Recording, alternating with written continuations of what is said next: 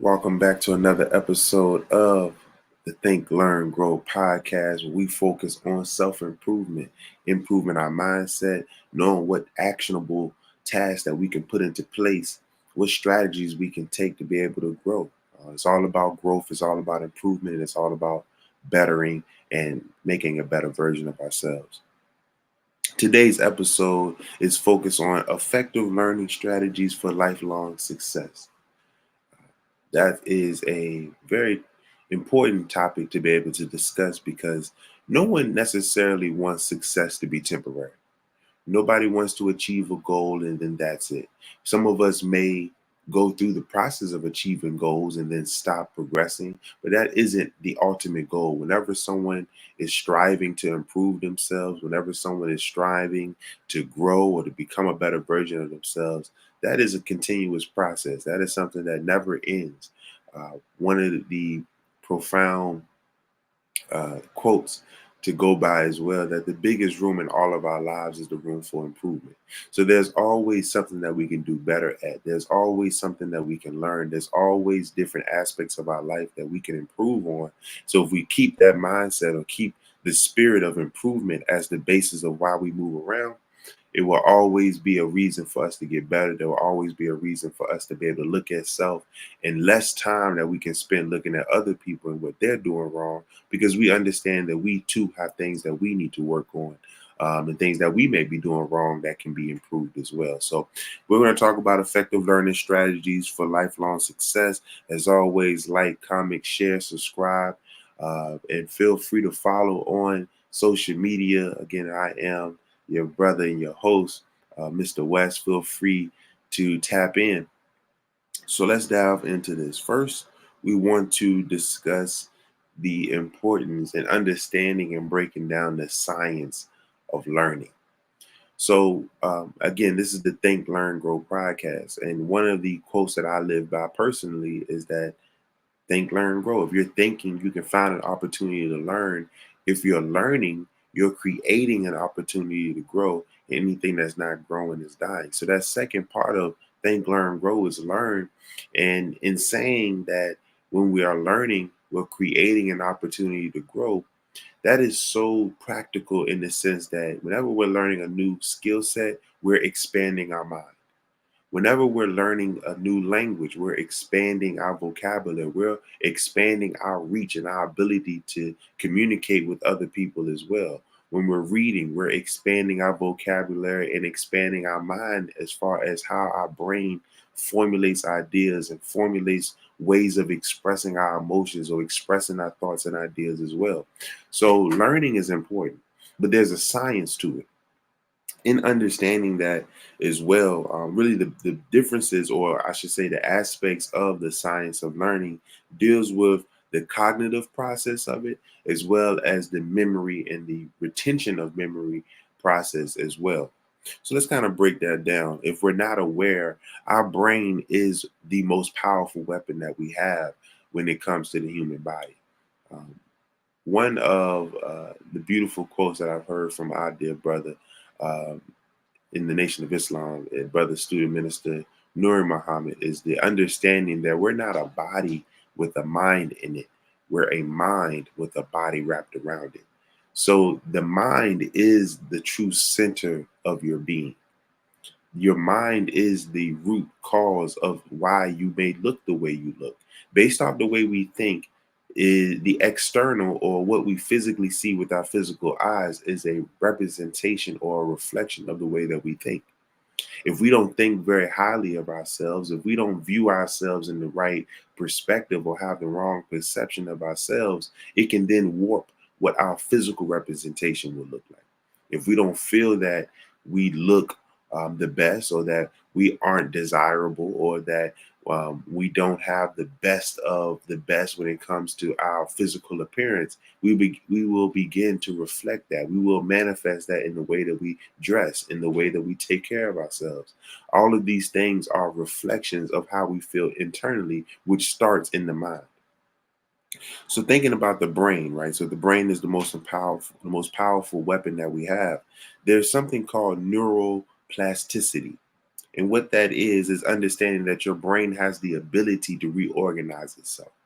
Whenever you introduce a new skill set or put yourself in a new environment or you expose yourself to new ideas, new ways of thinking, new people, new ideas, in the sense that you begin to embrace the creativity of yourself, you're then expanding or allowing your brain to reorganize the way that it currently is set up to think.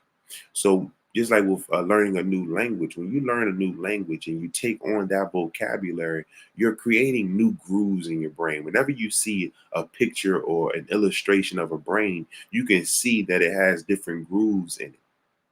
These grooves start off very small or very surface like, but the more that we begin to train our brain, the more we begin to practice that new skill set that we have, the more we begin to expose ourselves to new environments and we continue to enter those environments that are new to us, the deeper the grooves begin to set in our minds, which then forms new ways of thinking, new ideas, new thought patterns in our mind, which ultimately expands our way of movement, which is our growth. So, understanding that we're forming new neural connections, which is known as neuroplasticity, and that underpins learning and memory. So, as you introduce yourself to new environments, you're now introducing new memories. You have new ways of thinking that you can now recall, as well, when you repeat something. So, um, when you think about music, right? The first time you hear a song on the radio, you may not necessarily like it. And if you do like the way it sounds, you don't know the words. But the more that you listen to that song, the more easier it is to recall the words to the song. You start to understand the melody. You know the words, you know the hook or the chorus. You begin to learn the verse. And then eventually, after 15, 16 times of hearing that song, you're probably able to regurgitate or repeat the entire song verbatim. You don't need to look at the lyrics. You don't need to watch a video that kind of breaks down the lyrics to the song. You know the song now. But that is showing how easily your brain can create new thought patterns, and you can now memorize things that you have introduced yourself to on a repeated basis. The same thing with a skill set. The first time that you learn to shoot a jump shot, the first time you do it, it may seem difficult, but eventually you get what's called muscle memory. The same thing with your brain. The more that you begin to expand your thoughts or expose yourself or allow yourself to think more broadly, to think with a more expansive format, the more easier it becomes. So, understanding neuroplasticity is very important, and understand that your brain is moldable. And it's kind of like the saying of, if you don't use it, you lose it, right? So if you're not introducing yourself to new ways of thought, if you're not creating new patterns or new grooves in your mind, you will always think the way that you think now. And if you're thinking the way we kind of spoke on in the last episode is about a fixed mindset and a growth mindset. That fixed mindset is basically saying that you're not utilizing neuroplasticity, meaning that you're not putting yourself in a position to expand or create new ways of thought. You're comfortable, you're complacent, you're stagnant in the way that you think because you haven't created new thoughts of thinking, no ways of thoughts, I should say, or should I say, you have not created a different way of thinking. Excuse me. So understanding that as well is very important, right? So if you're staying in the same environments all the time, you're talking to the same people, if you're around the same individuals all the time that have low vibrations, they have very low desires that they act upon, they don't think progressively, they're not making progressive movements, you'll begin to adapt to them, and then you conform. So you begin to believe that this is all that I'm supposed to have, this is all that I'm supposed to do and accomplish. And I'm not going to think outside of the box. I'm just going to stay confined to my comfort zone. Or it may not even be comfortable for you, but you're going to stay in a zone of safety or security that you've now created for yourself, That doesn't cause you to challenge yourself or challenge the norm that you see on a regular basis. So that is where you're not utilizing neuroplasticity, in the sense that you're not creating new patterns of thought. You're not expanding your mind. You're not creating new grooves in your mind that would then create new thought patterns, which will give you new ideas, which gives you new actions to act upon, which then ultimately gives you new results. Understanding that insanity is repeating the same actions, expecting a new result. That's basically insane. So understanding that you have to do some different things in order to get some different results. The same thing goes with your brain. You have to be exposed to different things to give yourself new thoughts, which then allows you to create new ideas, which ultimately turn to new goals, new actions, new habits, and eventually you will become a new version of yourself as you begin to stack these things on each other. Something else to understand when it comes to the science of learning is understanding the importance of encoding, storage, and retrieval. So, what is encoding? Encoding is being able to transform information into a storable format. So that's basically when you take a new idea or you read a book and you have some new words that you haven't necessarily been exposed to before. You're now understanding, you're parsing out the words, you're looking up these words, understanding the definitions. Now you're able to store that because you're able to use them practically. So now that word that you've never seen before, that you may not have been able to pronounce at one time, now becomes storable because you understand the meanings, you understand the placement of where that word should be, the connotation, the denotation of that particular word. You understand what other words are associated with that word. So it makes more sense to you. Now you can store that. Then that gets to storage. Storage is the ability to maintain information over time. So when you think about your storage ability, right?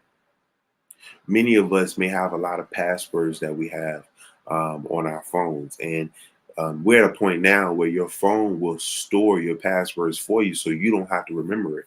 But there is a time, especially when you deal with like ATMs, you have to remember your password. So you are taking these random digits that you've selected, store them in your mind, and then you're able to recall them.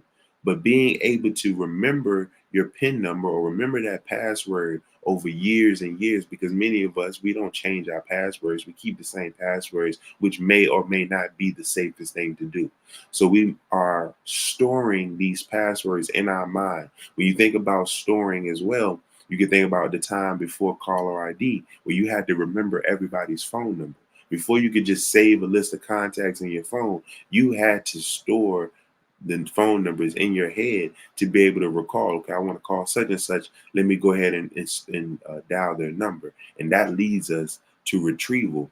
And retrieval is the ability to access stored information when needed. So when someone asks you a question about a specific field of study that you're in, you have to have the ability to recall or to retrieve those stored thoughts or that stored information, that stored knowledge, and bring it up when it's needed. When you think about survival, right? Me personally, I don't know how to swim, but for those who know how to swim, once you're in a situation where you have to swim, your brain retrieves the information or the knowledge or the skills of how to swim up so that you can use them. And that's the importance of taking time and learning new skill sets. And that's the importance of reading and exposing yourself to new environments so that you have these memories, so that you have this knowledge stored in your mind, and then also maintaining that storage level in your mind by being able to recall it when you do need it as well. So let's talk about the impact of cognitive lead. What a cognitive lead is, that refers to the amount of mental effort that it takes or is being used in working memory, right? So you know how we may say, "Oh, I have bad memory. I'm bad with names," right? Many times, the reason why we're bad with names is because we're not making a deep enough impression, which goes to that neuroplasticity that we spoke on before. We're not making a deep enough impression of this particular person when they tell us their names. So we're saying, "Oh, my name is Bob," or "My name is Wesley," right? Okay, but you haven't associated a specific event that has deepened the impression that it has on your brain so that you can recall when you see that person, you remember their name. We may say, "Oh, I'm better with faces than I am with names." That could be true, but it's because we haven't necessarily associated the name with the face and the event, which then ultimately combines all of those three aspects of that person, which is the event, the name, and the face, as one in your mind and stored it so that when it's time to see them again, you can't recall it exactly who they are. But that gets into the cognitive of lead or load. Excuse me, I said cognitive lead. I meant to say cognitive load. That is the amount of effort it takes for you to recall. Sometimes we can be sharp, right? We can be able to pick up on a thought very easily. Sometimes it takes a little bit of time. That time when you see people that they're kind of like, let me ponder over this and let me think about it. That is your amount of cognitive load that you have. That's basically your loading time, right? Your processing time. Sometimes you're able to pick up things like when you got math problems, someone says 1 + 1 = 2.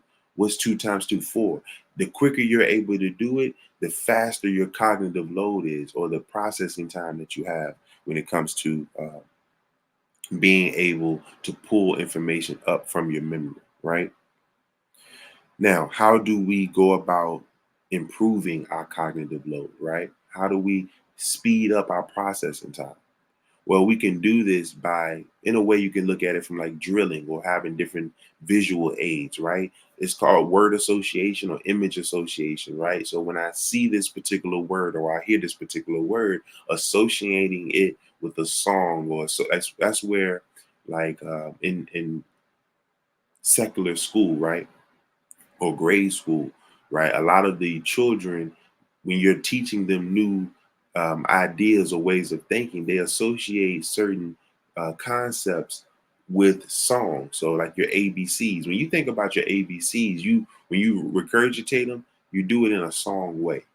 That's because you've associated the words to a melody, or you associated the letters to a melody. So that helps you recall it that much faster. So you'll do A, B, C, D. And that's where you may see it like on Cops, like the show Cops. I'm not sure if it still comes on or not, but you'll see on certain shows where they'll have like the DUI test, right? And they say, do your ABCs, but do it without singing them. And it's difficult for a lot of people to do that because they've associated doing their alphabet with that song pattern, right? They haven't made it a impression where they can just do their ABCs monotone, or just be able to do it from a linear perspective. They recall back to when they were a child and how they learned or associated letters with that melodic pattern, right? So you can do that the same with any type of information that you're wanting to recall as well. Using visual aids will improve your learning efficiency. Being able to associate words with events, certain sounds, um, again, images as well. So when you think of how children learn, right? You teach them a letter, you also show them a picture of a word, or you show them a picture of an animal or an object that starts with that same letter. So now they are associating what they visually see with what you're trying to learn, or what they're hearing as well. That allows them to recall it that much faster. So when they see a bottle, they know B. When they see a microphone, they know M. When they see an elephant, they know E. So it's all about word association. The more visual cues, the more auditory cues that you give somebody, the more ways that you can create patterns for them to associate to what it is that they're learning, the easier or the faster their processing time or their cognitive load begins to increase, right? The more that they're able to pull, the less effort that it has to have to recall certain information. So that's a bit about the impact on cognitive load. Next, we want to talk about the significance of deep versus surface learning, right? So the difference between deep learning and surface learning. Deep learning is related to understanding and applying concepts, whereas surface learning is memorizing facts without understanding. Okay, this is very key because typically in the education world, it's more about memorizing, right? When you get a test at the end of a particular semester or after you learned a certain topic or subject of study, right? The test is not based off of how much you understand, it's based off how much you remember. That's the difference from really studying a subject or just being able to read a book and then pass a test, right? Most people who are good at passing tests is because they have great memory or they have great ability to memorize words or memorize topics or concepts, right? It doesn't mean that they truly understand it, but it means that they were able to remember the topics, right? So understanding the importance of that, and really when it comes to improving yourself, right? We want to get a deeper sense. We want to have deep learning skills. We want to be able to go beyond the surface. We don't want to just sit on the surface where we feel as if, oh, I remember this quote, or I remember what someone said. No, we want to apply it to our lives so we can deeply understand it. Because once you understand a concept and you're able to apply it to your life, you put yourself in a position where no matter what circumstance shows up, because if the circumstance doesn't show up the way the book said it, where it's A plus B equals C, and you receive a D plus E equals, and you don't know how to get to F, then you're in a situation where you memorize something because you're now looking for it to show up exactly the way that you memorized it, which may not always be the case, right?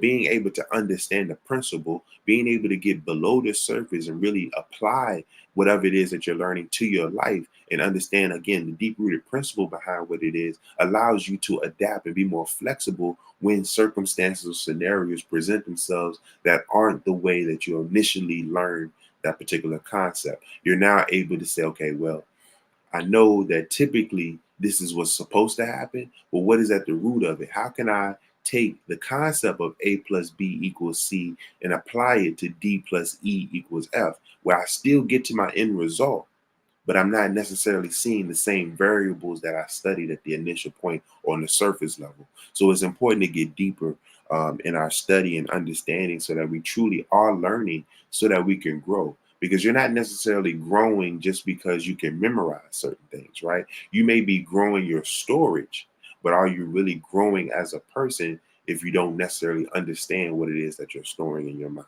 right? All right. So after that, so we spoke about the science of learning and understanding the importance of neuroplasticity, understanding the importance of being able to get deeper into our study and not being a surface dweller. We understand cognitive load, not cognitive lead, but cognitive load and that processing time and how to improve that processing time as well. And then we went into encoding, storage, and retrieval, being able to transform information into a storable format, then knowing how to maintain or improve or expand our storage to be able to consume more information, and then being able to recall it, not only recall it, but recall it in a timely fashion when we truly need it is very important when it comes to learning, right? So next, let's talk about active and passive learning, right? So there's more than one way to learn. We can learn by reading a book. We can learn by listening to lectures. We can learn by watching somebody do something, a particular skill. We can learn just by listening from the standpoint of listening to someone tell us what to do. But active learning on the other side of that is actually putting into practice. That is kind of going to what we're saying about deep versus surface learning, right? So deep versus surface learning is the same as saying active versus passive learning. So actively learning means hands-on learning. Many of us are hands-on learners. I know I'm a hands-on learner. So you can tell me how this thing works or how we should move about this particular task. But I learn best by actually engaging the task itself and making mistakes. That's something that we can't be afraid of doing as well, is we have to be okay with making mistakes. That's how we learn. Making a mistake or having a perceived or so-called failure is the process of reaching the success or being able to progress in a particular task or to accomplish a particular goal. It's when you fall short that you realize what you need to work on. It's when you mess up on a task or you happen to do something wrong is what exposes you to what you need to do right. Because then you don't want to get in a position where you're repeating the same mistakes. So once you make a mistake, now you identify, okay, boom, I forgot to do this. I forgot to do that. When you're cooking, right? especially when you're kind of developing your own recipes or you're developing your own meals, right? As you put the seasonings together and you're taking account of how much salt, how much cayenne pepper, how much garlic, how much of this vegetable, how much of this spice that you're putting into it compared to the plant or the vegetable, I should say, or the meat that you have that you're using to cook with, it then allows you to, after you taste, you say, okay, this needs more salt. Oh, this needs more sugar. Oh, this needs more butter. This needs more this, that, and the third. That's how you learn. That's how you develop. That's how you grow. But if you're not willing or you're afraid of making the mistake, if you're afraid of when you get that result, or should I say apprehensive of once you get to that end result and it's not what you expected in your mind, and you're not willing to say, okay, boom, this is what I got. If I want it to be different, I have to do something different. It's basically understanding input equals output, right? So what I put in to this is going to give me what I get out of it. So if I'm not putting in the right ingredients at the beginning, when I get to the finished dish, it's not going to taste the way that I want it to taste. But if I put in the right amount of ingredients and spices, then I'm going to get the right end result or finished meal.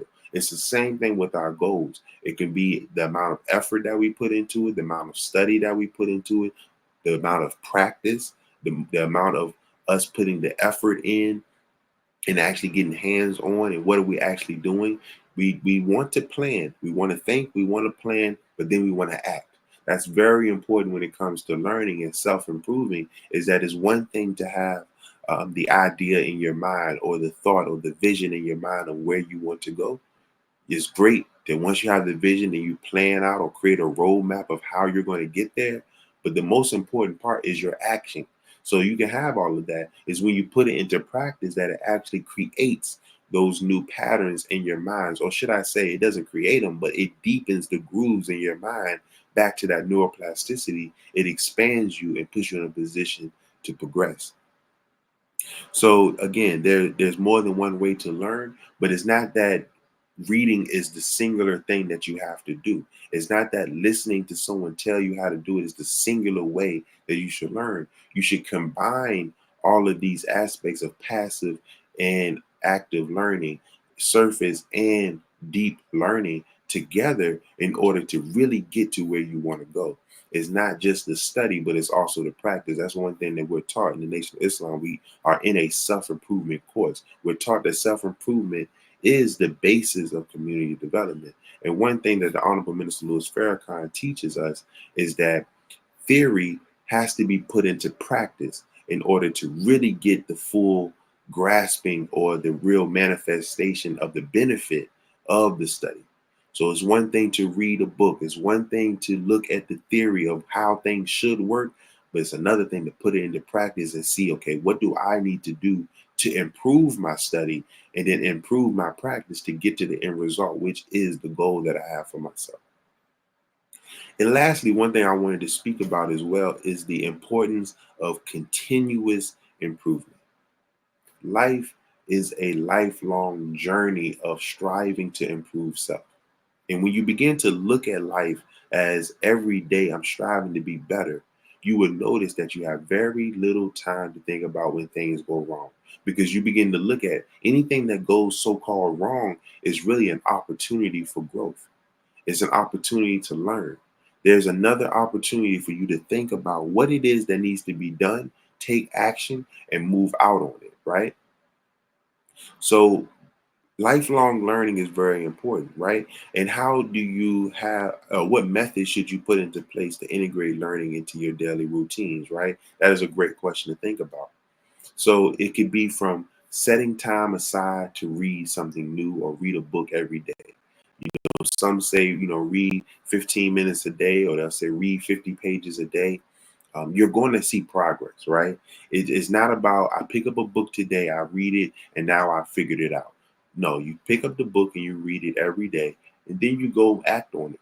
You say, okay, how much of this book or what I read today do I understand? And if I don't understand it, maybe I need to reread it or look up some of the words. That's something to understand as well. When you're reading a book, especially if you're working to expand your vocabulary, um, when you go and come across certain words that you don't understand or you've never seen before, it's important to clear that word or look that word up so that you understand it. Because if you don't, your brain automatically deletes everything that you were reading up to that point to where you didn't understand that word, and you're not going to be able to grasp everything after it because that word is there for a reason. And that word is what's connecting the thought. That's what's connecting the entire understanding of the sentence, the thought, or whatever it is that you're reading. So if you don't understand a particular word, you're missing the entire beauty of the picture. It's kind of like um, you have a puzzle and you take out some of the most critical portions of that puzzle and you frame it up and put it up. You're now missing the entire beauty of the picture because you have gaps in the photo or gaps in the puzzle, right? So the same thing with words. When you're reading it, you want to read them and you want to fill in those gaps. If you don't know a word, look it up, understand the word. Also, when you look up the definition, also be willing to look at the synonyms to the word, because the word that you may be reading that you don't understand, you may find yourself knowing what that word really means once you look at what that word is associated with when it comes to the synonyms, where there's like-minded or like words that you can find that you could fill in as well. So if it's a particular word that you don't understand, then you see, oh, a synonym to this word is a word that I do know. Now I understand that word that much more, right? So that's the beauty of clearing words, parsing words, looking words up that you may not understand on the surface level, getting deeper, understand the meaning, and then breaking it down to see what other words are similar to this word so that you can really put it into context. So now you understand what it is that you're reading holistically and not um, from a standpoint where it's kind of foggy, where you're just kind of glossing over it, right? You're not really taking in and absorbing the true benefit of what you're reading because now you're just going through words. You're just going through the motions of it, right? But there's different ways you can do that. So you can start by just putting in your routine an opportunity for you to read something new. Put in your routine where you listen to lectures or listen to podcasts, listen to motivational speech, or expose yourself to new people or new ways of thoughts as well, so that you can begin to expand. Learning from others is great. That's one thing too. It's not really about you making the mistake all the time. It's better to learn from mistakes of other people versus you making all the mistakes on your own, right? So always looking for opportunity to improve, right? 1% better every day is 365% better, or 37 times better every year, right? So just constantly looking for ways to improve. If you're trying to improve your vocabulary, discover a new word or discover a new set of words every day, and then try to put it into your vocabulary so that it begins to deepen the groove in your mind. You're able to deeply understand the new words, and then you're expanding the way that you communicate, right? Finding, if you're working on becoming more so-called extroverted or outspoken, right? Finding opportunities to start conversations with people is a way of developing a lifelong pattern or routine of learning, right? Because you're going to interact with people, and the reactions that you get or the responses that you get from people based off of the different techniques that you implement as far as starting conversations or being able to find a common ground with someone is all going to help you continue to improve over time, right? So that's where, again, that thinking of what this whole podcast is about: think, learn, grow. If you're thinking, you're finding an opportunity to learn. If you're learning, you're creating an opportunity to grow. And anything not growing is dying. That is so profound for me because I look at it from the standpoint, right? When you think on something, when you take time to really think about what it is that you want to do, or you think about improving yourself, you automatically begin, your brain automatically signals, what can I learn that's going to make me a better person? Even if it's just learning yourself, learning something about yourself, learning what makes you upset, learning what makes you sad, learning what makes you happy, learning what you enjoy to do, learning what you don't enjoy to do, learning what what type of person you want to be, and then what it takes to become that type of person, right?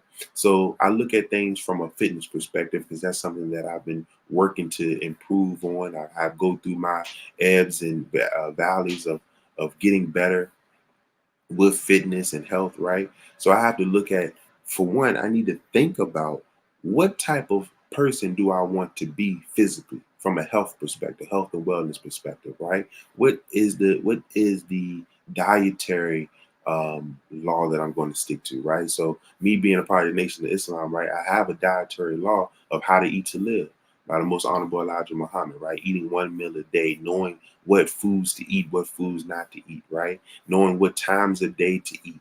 That automatically gives me something to envision. Okay, how can I go from the way that I'm eating right now to how I want to get to, or where I'm striving to get to, right? Then also, what do I want to look like from a physical standpoint? What type of build do I want to have? Once I think about that, I can look at, okay, where am I at now? Where do I want to be? And then I have to research what methods do I need to implement in order to get to this ideal goal, right? Then I also need to think about, how do I want to feel? And when you get into how you want to feel, uh, you then deal with the mindset that you have to take on, the emotional intelligence that you have to grow and strive to get better at as well.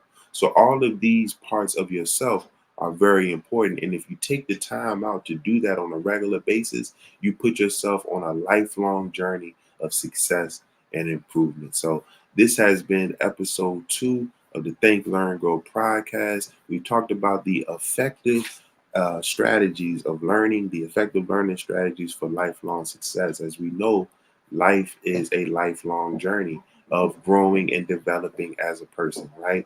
So we want to take time to find different ways to be able to grow every day. 1% better every day is 365% better, or 37 times better in a year. So I appreciate you tapping in. As always, think, learn, grow. If you're thinking, you can find an opportunity to learn. If you're learning, you're creating an opportunity to grow. And anything that's not growing is dying. That can be your mindset, that can be your finances, that can be your relationships. It's everything in life. If you're not looking to grow it, you're ultimately helping it go to its demise. So like, follow, share, comment, subscribe. All of this information will be in the description on how to get in contact with us here as well, being able to follow us on social media, stay tapped in. But as always, we appreciate you tapping in to the Think, Learn, Grow podcast. You're welcome.